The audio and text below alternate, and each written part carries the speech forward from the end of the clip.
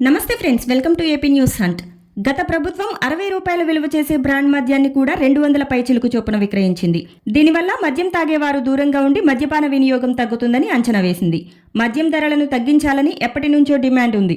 ఎన్నికల సమయంలో చంద్రబాబు సైతం దీనికి ఆమోదం తెలుపుతూ తాము అధికారంలోకి వస్తే ఖచ్చితంగా ధరలు తగ్గిస్తామన్నారు.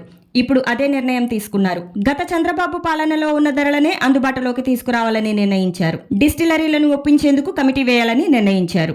గతంలో జగన్ హయాంలో ఉన్న బూమ్ బూమ్, ప్రెసిడెంట్, 3 క్యాపిటల్స్ వంటి చీప్ బ్రాండ్లను పూర్తిగా తీసేయనున్నారు. వీటి స్థానంలో రాయల్ స్టాగ్ సహా ఇతర ప్రీమియం బ్రాండ్లకు బాటలు పరచనున్నారు. మద్యం వినియోగదారులకు మంచి మద్యం అందించడం ద్వారా ఆరోగ్య సమస్యలను తగ్గించవచ్చని ప్రభుత్వం భావిస్తోంది.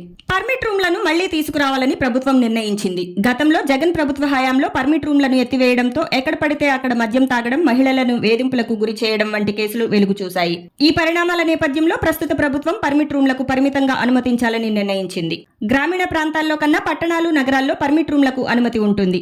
మద్యం కొనుగోలు చేసిన వ్యక్తి అక్కడే తాగేందుకు అనుమతులు ఇవ్వనున్నారు. దీని ద్వారా అసాంఘిక నేరాలు తగ్గుముఖం పడతాయని ప్రభుత్వం భావిస్తోంది. ఈ కొత్త విధానం అమలులోకి వచ్చిన తర్వాత మద్యం విక్రయాలను మరింత కట్టుదిట్టంగా నియంత్రించాలని నిర్ణయించారు. బార్లు మరియు మద్యం దుకాణాలను నియంత్రణలో ఉంచి అక్కడ పనిచేసే సిబ్బందికి శిక్షణ ఇవ్వాలని ప్రభుత్వం భావిస్తుంది. ప్రజలు చీప్ మద్యం వైపు ఆకర్షితులవ్వకుండా మంచి బ్రాండ్లను కొనుగోలు చేయడం ద్వారా ఆరోగ్య సమస్యలను తగ్గించవచ్చని ప్రభుత్వం విశ్వసిస్తోంది. ఆంధ్రప్రదేశ్ లో కొత్త మద్యం పాలసీకి చంద్రబాబు నేతృత్వంలోని కేబినెట్ ఆమోదం తెలిపింది. దీనిని అక్టోబర్ 1 నుంచి రాష్ట్ర వ్యాప్తంగా అమలు చేయనున్నారు. ఈ కొత్త విధానంలో ఇప్పటి వరకు అమలులో ఉన్న అన్ని ప్రభుత్వ మద్యం దుకాణాలను ఎత్తివేసి ప్రైవేట్ రంగానికి అప్పగిస్తారు. ప్రస్తుతం బార్లు మాత్రమే ప్రైవేట్ ఆధ్వర్యంలో ఉన్నాయని, వాటి లైసెన్స్లు నవంబర్, డిసెంబర్ వరకు కొనసాగుతాయని తెలిపారు.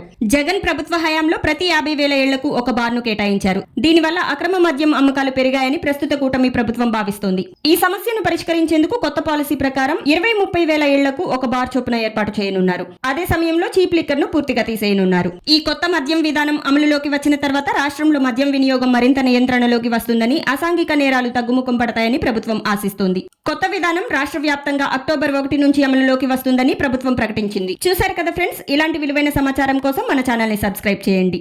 ఈ వీడియో నచ్చితే లైక్ చేసి మీ ఫ్రెండ్స్ కి కూడా ఫార్వర్డ్ చేయండి. మీ విలువైన అభిప్రాయాలను కామెంట్స్ లో తెలియజేయండి. Thank you.